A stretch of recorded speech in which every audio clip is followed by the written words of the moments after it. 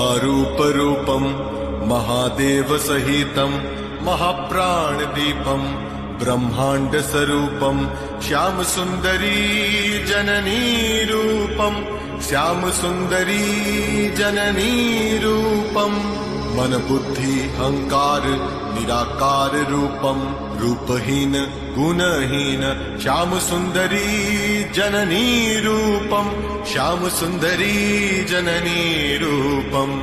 सर्वदुःखनाशिनीं सन्तानशोकहारिणीं दुर्जनो भयङ्करीं भक्तजनरक्षिणीं जननी जन्मदायिनीं श्यामसुन्दरी जननी स्वरूपं श्यामसुन्दरी जननी स्वरूपं श्यामसुन्दरी जननी स्वरूपं श्यामसुन्दरी जननी स्वरूपम्।